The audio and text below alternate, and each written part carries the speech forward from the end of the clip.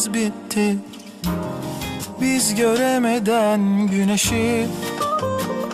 Bulutlara esir olduk, kararıp gitti yılların bilemeden neşeyi.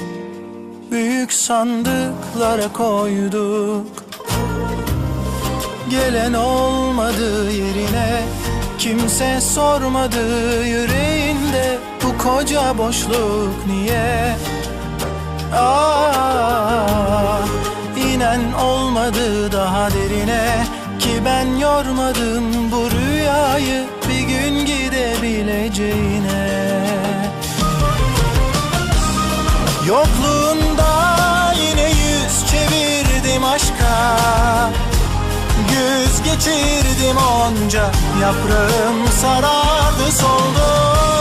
Sonbaharın sonunda bahar yok artık, yağmuru vurunca derde dert oldu. Rüzgarı vurunca derbeder oldum. Yokluğunda yine yüz çevirdim aşka, güz geçirdim onca, yaprağım sarardı soldu. Sonbaharın sonunda bahar yok artık, yağmuru vurunca derde dert oldu.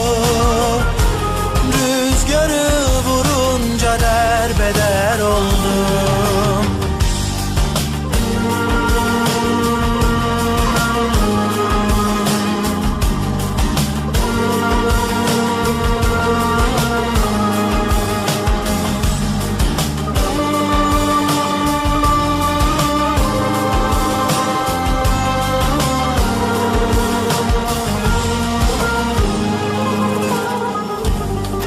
Yine yaz bitti, biz göremeden güneşi.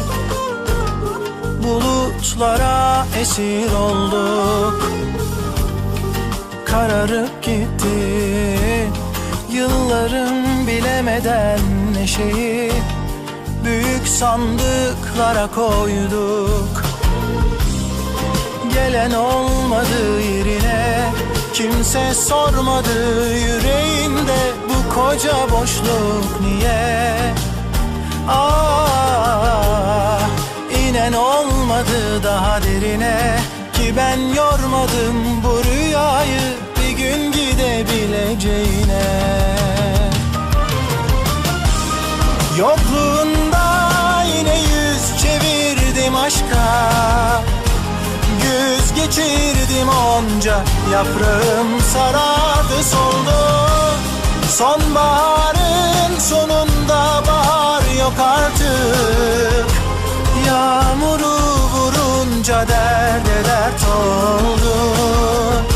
Rüzgarı vurunca derbeder oldum. Yokluğunda yine yüz çevirdim aşka, güz geçirdim onca, yaprağım sarardı soldu. Sonbaharın sonunda bahar yok artık, yağmuru vurunca derde dert oldu. Rüzgarı vurunca derbeder oldum. Yağmuru vurunca derde dert oldu. Rüzgarı vurunca derbeder oldu.